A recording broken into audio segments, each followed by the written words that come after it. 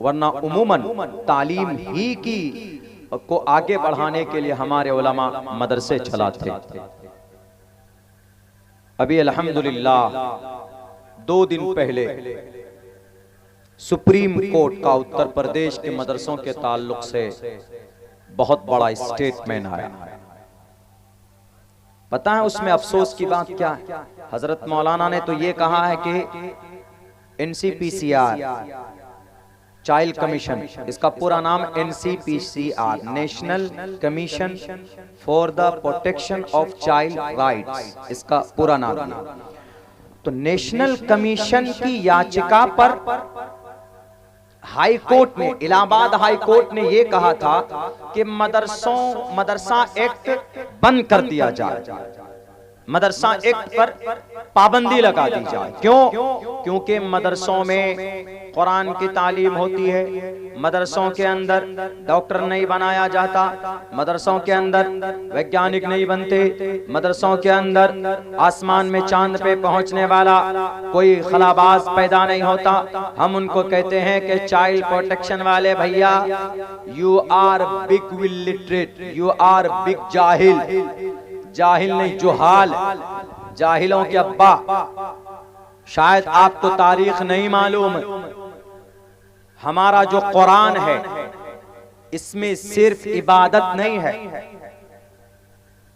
1 तारीख को 2 तारीख को झारखंड की सरजमीन पर एक साहब ने पर्चा लिखा और ये कहा कि मौलाना आप कुरान में साइंस दिखाइए, आप कुरान में डॉक्टरी दिखाइए, आप कुरान में विज्ञान दिखाइए, सोशल दिखाई दीजिए, आप कुरान करीम के अंदर कैंसर का इलाज दिखा दीजिए, आप कुरान करीम के अंदर आजकल के बर्निंग इशू का हल दिखा दीजिए। हमने कहा कि ओपन एंड शट, खुलकर खोलकर बयान किया, तिबियानन लिकुल्ली शै, उलमा बैठे हैं ना, तिबियानन लिकुल्ली शै, हर चीज को रब ने कुरान में बयान किया है, उसकी वजाहत की जरूरत है उस नजर से देखने की। उन्होंने कहा कि साइंस के बारे में दलील दीजिए। हमने कहा कि 2 आयत पेश करता हूं, वअल्लमा आदमल अस्माअ कुल्लहा, दिस इज साइंस आल्सो, ये भी साइंस है। वयख्लुकु मा ला तालमून, दिस इज आल्सो साइंस, ये भी साइंस है। मैथ को ढूंढना चाहते हो, फल्यक्तुब बैनकुम बिल अदल, मैथ है इसके अंदर, देख लीजिए। और आपको कैंसर का इलाज चाहिए, इन्नल लदीना कफरू बि आयातिना सौफ नुस्लीहिम नारा कुल्लमा नज़िजत जुलूदुहुम बद्दलनाहुम जुलूदन गैरहा, ये कैंसर का इलाज है कुरान करीम की इस आयत में। और आपको क्या चाहिए? अगर और आपको कुछ चाहिए, जदीद साइंस की बुनियाद अल्बर्ट आइंस्टाइन 1915 के अंदर जदीद साइंस की बुनियाद रखे। आज तक 1915 तक यह अकीदा था कि सिर्फ सूरज चक्कर लगाता है, जमीन अपनी जगह पर है, जमीन अपनी जगह पर टिकी हुई। 6 करोड़ 30 लाख मुरब्बा मील के इलाके में अल्लाह ने जमीन को बनाया, ये जमीन अपनी हालत पर मौजूद, सूरज आगे पीछे चक्कर लगाता है, सूरज घूमता है, जमीन टिकी हुई। आया अल्बर्ट आइंस्टाइन, ये जदीद साइंस का अब्बा यही इसी को कहा जाता, जिसके धर्म का और जिसके अकीदे का कोई अता पता नहीं। उनसे पूछा गया, उन्होंने कहा कि नहीं, जदीद साइंस में यह अकीदा मानना पड़ेगा दुनिया को, टेक्नोलॉजिस्ट को, मॉडर्न एजुकेशनिस्ट को, दुनिया के कामयाब तरीन इंसानों को, कि जमीन भी घूमती है और सूरज भी घूमता है। किसी ने पूछा कि आपके पास क्या प्रूफ है कि जमीन भी घूमती है, सूरज भी घूमता है? उसने कहा जमीन सूरज ही नहीं, बल्कि हमारे प्लैनेट में, हमारे सोलर सिस्टम में जो हजारों प्लैनेट हैं, खुसूसन 8 और 9 जो ग्रह हमारे सोलर सिस्टम में है, ये भी घूमता है। और दलील जब उन्होंने पेश की, उन्होंने कहा कि दलील मुसलमानों का कुरान, खलक़ल लैल वन नहार वश्शम्स वल क़मर कुल्लुन फी फ़लकिन यस्बहून, हर सैयारे अपने मदारात पर घूमते रहते हैं, गर्दिश करते रहते हैं। मॉडर्न साइंस की बुनियाद कुरान करीम की इस आयत पर रखी गई है, और जदीद साइंस को खुदा मानने वाले हमारे कुरान ही की बुनियाद पर जदीद साइंस को आगे बढ़ाया गया। इसलिए ये ना कहें कि कुरान करीम जहां पढ़ाया जाता है वहां के लोग बेबहरा होते हैं। हमारे उलमा उमूमन इल्म को दो हिस्सों में बांट कर तकरीर करते हैं। एक तो ये कि दुनियावी तालीम अलग और दीनी तालीम अलग। दुनियावी को मॉडर्न कह देते हैं और दीनी को इस्लामिक कह देते हैं। खुदा के वास्ते इसको जरा समझिए। 1847 में ये साजिश रची गई अंग्रेजों के जरिए से कि अगर मुसलमान इस फील्ड पर मेहनत करते रहे, केमिस्ट्री पर। केमिस्ट्री का पुराना नाम क्या है? हमारे दानिश्वर लोगों को, बड़े बड़े लोगों को नहीं मालूम है। तुर्रम खां, केमिस्ट्री का पुराना नाम इल्म कीमिया है। इल्म कीमिया को बदलकर अंग्रेजी में अल्केमिस्ट बनाया गया। और इल्म कीमिया का दादा कौन, फाउंडर कौन? जाबिर इब्न हय्यान। जाबिर इब्न हय्यान कहां पढ़ा था? मदरसे में। आज जो क्या है, डायबिटीज है, शुगर। हर तकरीबन 60% आदमी को डायबिटीज है, शुगर है। डायबिटीज का पुराना नाम क्या है? हमारी तहकीक है डायबिटीज। आज अंग्रेज लिए उछलते फिर रहे हैं। डायबिटीज का असल नाम है ज़ियाबितीस। ज़ियाबितीस है। ज़ियाबितीस की तहकीक करने वाले मुस्लिम दानिशवर। टॉर्पीडो, समंदर में जो बहरी जहाज है लड़ाकू के लिए, समंदर में पानी के नीचे नीचे वो जहाज सफर करता है, उसके जरिए से इसको बनाने वाला मुसलमान। ये घड़ी 1580 में नहीं बनाई गई गैलीलियो के जरिए, बल्कि 1808 में हारून रशीद ने एक बड़े ईरान फ्रांस के बादशाह को वाटर क्लॉक गिफ्ट किया था सबसे पहले शुरुआत में। ये तो जाइए, मैं अगर आपको गिनाने पे आऊं तो सैकड़ों ऐसी चीजें पेश की जा सकती है जिस पर आज जदीद साइंस की बुनियाद डाली गई। बैरक टॉपिक दूसरे तरफ चला जा रहा।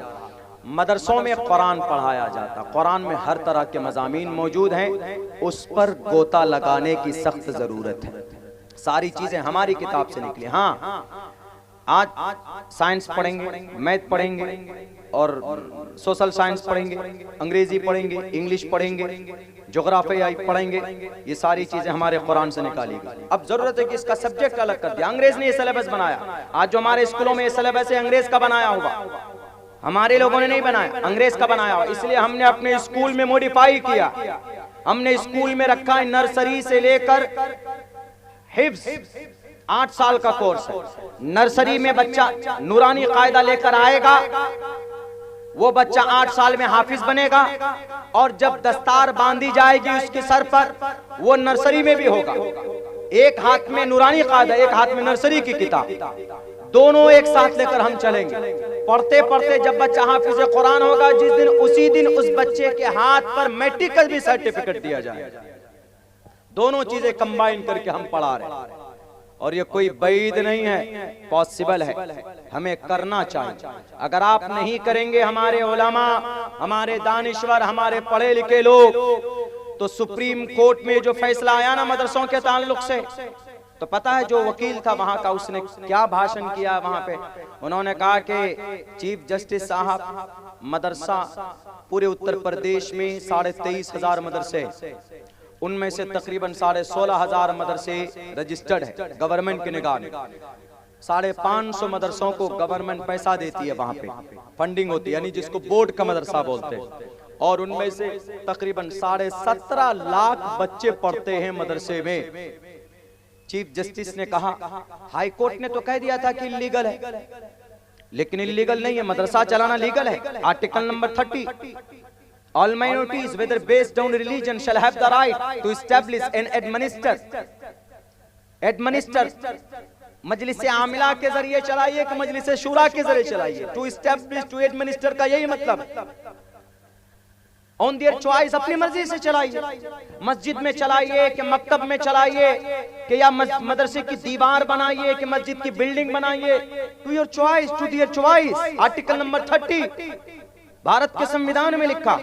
लेकिन उस वकील ने जो बात की है उसके सामने में, चीफ जस्टिस के सामने में, कि सर मदरसा मदारिस के उलमा ही की कुर्बानी से देश आजाद हुआ है। मदारिस के उलमा ना होते तो देश आजाद ना होता, मदारिस ना होते तो शाह वलीउल्लाह ना होते, मदरसा ना होता तो शाह अब्दुल अजीज ना होते, मदरसा ना होता तो हाजी इमदादुल्लाह ना होते, हाजी इमदादुल्लाह ना होते तो मौलाना कासिम ना होते, मौलाना अब्दुल रशीद ना होते, मौलाना कासिम ना होते तो मौलाना याकूब ना होते, मौलाना याकूब ना होते तो शेखुल हिंद ना होते, शेखुल हिंद ना होते तो शेखुल इस्लाम ना होते, और शेखुल इस्लाम नहीं होते तो देश आजाद होता, किसी भी कीमत में आजाद नहीं हो सकता था। 65,000 उलमाए किराम फांसी के फंदे पर लटक गए थे, सर पे कफन बांधकर पगड़ी को कफन बनाया, और अंग्रेज की हड्डियों को नरम करने वाला नारा अगर किसी ने दिया है तो शेखुल इस्लाम हुसैन अहमद मदनी ने दिया। अंग्रेज के जज ने कहा कि तुम्हें खतरा नहीं लगता, उन्होंने कहा कि खतरे की क्या बात है, मेरे सर पर जो पगड़ी है दिस इज नॉट पगड़ी, दिस इज माई कफन, ये मेरा कफन है जो मैं हमेशा सर पर लिए फिरता हूं, कहां मौत आ जाए लेकिन तुम्हें इस देश को हड़पने नहीं दूंगा। चीफ जस्टिस सुन करके दंग रहे। चीफ जस्टिस ने कहा कि मदरसों के अंदर में पाबंदी नहीं लगेगी। अल्हम्दुलिल्लाह 2 दिन पहले स्टेटमेंट दिया कि मदरसा जैसे चलता था अपने शान के साथ मदरसा वैसे ही चलेगा। लेकिन पता है अफसोस क्या है, हजरत मौलाना ने तो कहा कि चाइल्ड कमीशन ने याचिका दाखिल किया हाई कोर्ट में, नहीं 5 याचिका करता थे, 5 लोगों ने दरखास्त डाली कि मदरसा बोर्ड को खत्म किया जाए, यानी मदरसा एक्ट खत्म कर दिया जाए। 5 याचिका, उनमें से 4 नाम मुसलमान के, 4 नाम। एक तो मोहतमी में किसी मदरसे का फैयाजुल नालाई लानहुल्लाहु अलैहि अल्फ अल्फ मर्रात, ये कहूंगा अल्लाह के लाने। 5 याचिका, 5 दरखास्त पे हाईकोर्ट ने उसको कलब किया, मिलाया, उस पर कार्रवाई शुरू की। एक ही उनमें सुरेश नाम का था, लेकिन उसकी तो गिनती नहीं है। बताइए 5 में से 4 आदमी मुतालबा कर रहा है कि मदरसा बंद करो, तब जाकर हाई कोर्ट ने कहा कि मदरसा act disabled from now and today. उसी वक्त से मदरसा बोर्ड को उन्होंने कहा कि इसके ऊपर पाबंदी लगनी चाहिए, इलीगल करा दिया। लेकिन सुप्रीम कोर्ट में गया तो सुप्रीम कोर्ट में वो मंसूर वकील, सुप्रीम कोर्ट का लॉयर, अगर वो मैथ नहीं पढ़ता, साइंस नहीं पढ़ता, ज्योग्राफिया ही नहीं पढ़ता, बायोलॉजी नहीं पढ़ता, केमिस्ट्री नहीं पढ़ता, तो बताइए तो हम बेहतर वकील बना सकते?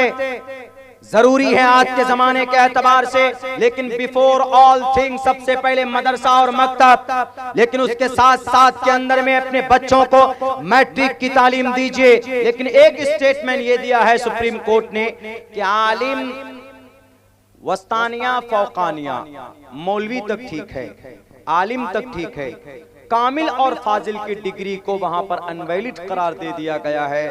हमारे बिहार के अंदर तो मान्यता है, लेकिन उत्तर प्रदेश में अब उस डिग्री की वैल्यू नहीं होगी जो कामिल और फाजिल है, यानी जो ग्रेजुएशन और पोस्ट ग्रेजुएशन की, यानी 12वीं के बाद जो डिग्री मिलेगी वो मान्यता नहीं होगी, उसकी वैलिडिटी नहीं होगी। लेकिन मुसलमानों, मैं यही कहता हूं कि आज इस हालत में कौम को लाने का जिम्मेदार कौन है? हमारे ही लोग, हमारे और आपके लोग। याद कीजिए उस वक्त को जब इस देश में, इसी मुल्क में एक मुस्लिम बादशाह ने मदरसा बंद करवा दिया था, चंदा बंद, मस्जिद बंद, उलमाए किराम जहां देखो मारो। वो बादशाह ऐसा था, शुरू में उलमा शायद मुताला किए होंगे, वो बादशाह ऐसा था कि पहले इतना बड़ा नमाजी था कि बाद में पहला नमाजी 7 इमाम को रखता था। यहां से अगर सुपौल जाना है तो 7 इमाम साथ में चलो, अगर नमाज का वक्त हो गया तो किसी से भी नमाज पढ़वाता था। उसका नाम मालूम है? जलालुद्दीन अकबर, अकबर बादशाह, जिसने दीन इलाही, लेकिन जिम्मेदार कौन बना था? दीन इलाही नहीं शरीयत, यानी 5 वक्त नमाज की जगह 5 वक्त सूर्य नमस्कार। जैसे अभी छठ पूजा हमारे हिंदू भाइयों का, हमारे हिंदू भाई भी इस पूजा को पूरे तौर पर नहीं करते। इस पूजा में व्रत है, उपवास है, उपवास। छठ पूजा काली माता की पूजा के बाद 6 दिन के बाद छठ है, छठा मैया। छठा मैया की सरजमीन ये मुंगेर मगध और ये पूरे मिथिलांचल, पूरे भारत में नहीं मनाया जाता ये पूजा। हमारे भारत में, ये हमारे उत्तर प्रदेश में और बिहार में और बंगाल में ज्यादा बनाया जाता। लेकिन इस पूजा को कैसे करेंगे? इस पूजा को करने का तरीका है, सूर्यास्त जब हो, यानी सूरज जब डूबे तब से लेकर सूर्य उदय होने तक, सुबह तक सूर्य नमस्कार भी होना है। केला वगैरह उनके पेड़ के जरिए, उन फ्रूट के जरिए से पूजा करते हैं। जितना देर तक हो सके उतने देर तक पानी में डुबकी लगाएं, पानी में रहें। हमारे हिंदू नौजवान, हमारे नौजवान यंग सब तो कोई पानी में जाता ही नहीं है। हमारी माताएं जाती है, हमारे हिंदू भाइयों में वो आधे घंटे 1 घंटा रही वापस आ जाती। आपके अकीदे के हिसाब से छठ पूजा में जितना देर तक आप रहें पानी में उतना अच्छा है, और इसमें उपवास रखा जाता, मतलब भूखे रहना है आप। लेकिन सबसे ज्यादा उसी दिन सुबह को खाते। तो कैसा छठ पूजा? जैसे मुसलमान है, रोजे में हमारे नौजवान रोजा नहीं रखते हैं, होटल के अंदर बैठकर पर्दा गिराकर खाते हैं, और वो कहते हैं कि हमारा 6 पैक कहीं सूख कर 3 पैक में न बदल जाए। खाते रहते, तो क्या उसकी नमाज, उसका रोजा हो जाएगा? बिल्कुल नहीं होगा। कल कयामत में मुर्गा बनाकर मारा जाएगा, बंदर की तरह लाल कर दिया जाएगा उनको। ऐसे हिंदू भाइयों, आपको भी छठा मैया कहेगी, बहुत बेवकूफ बना है। सिर्फ डीजे लगा के डिस्को गाना चलता था, पूजा नाम का कुछ था ही नहीं। छठा मैया के नाम पर पूजा करते हैं तो आप अपने अकीदे के हिसाब पर मुकम्मल वफादारी के साथ कीजिए। मुकम्मल वफादारी के साथ अगर आप अपने शास्त्र की बातों पर अमल करते हैं, अगर मुसलमान है तो सच्चा मुसलमान, अगर हिंदू है तो सच्चा सनातन धर्मी भाई। सिर्फ झंडा गाड़ देने से या भारत माता के नारा लगाने से, जय श्री राम का नारा लगाने से नहीं, बिल्कुल नहीं हो सकते आप प्रिय मित्र। के हेतु ब्रह्म गतिस्तांति सत्संगतिर्दान विचारतोषा। परमात्मा छठा मैया के नाम का वर्णन करना पड़ेगा, तभी हो सकता है, वरना कोई तब्दीली नहीं आ सकती। इस मौके के ऊपर में हमारे हिंदू नौजवान जितने भी हैं वो शराब पीते, नशे में धुत हो जाते, शराब पी कर डांस करते हैं रास्तों में। ऐसे मुसलमानों में भी कोई त्योहार आ जाए तो हमारे मुस्लिम नौजवान भी शराब पीते। शराब इतनी गंदी चीज है, अगर इसके ऊपर मुकम्मल तौर पर पाबंदी लगे तो मैं कसम खाकर यह बात कहने के लिए तैयार हूं, जो 1 महीने में 1 मिनट में 45 जिना के वारदात होते हैं हमारे भारत की धरती पर, इसके ऊपर पाबंदी लग जाए, इसके ऊपर रोक लग जाए। बादशाह जलालुद्दीन अकबर के बारे में मैं भी व्याख्या करूंगा कि इतना दीनदार था, इतना नफरती कैसे हुआ। हिदाया पढ़ाने वालों को एक एकड़ जमीन दे दिया करता था, तो उलमा से इतना नफरत क्यों करने पर उतावला हो गया और मदरसे के चंदों को क्यों बंद किया, कुरान करीम की तालीम पर पाबंदी लगा दी थे। लेकिन ये सारी तब्दीली हुई कैसे और किसने बचाया? फिर कौन आया जो अकबर के सामने खड़ा हुआ? मैं बताऊंगा इल्म के इजाफे के लिए, लेकिन उससे पहले एक बात मैं बताता चलो। हमारे नबी तो वो थे जिनके बारे में हिंदू भाइयों आपके शास्त्र में लिखा, नराशन संवाजिनम वाजन्नी शैदीरम पूषणम सन्मैरी में रथम न दुर्गा दवसवा सुदानवो विश्व सम्मातरो अहंसो। जुल्म के खिलाफ इंसानों को इंसान की इज्जत के ताल्लुक बात करने वाला अगर कोई होगा तो मोहम्मद नराशंस नाम का होगा। मोहम्मद रसूलुल्लाह सल्लल्लाहु अलैहि वसल्लम की जात है।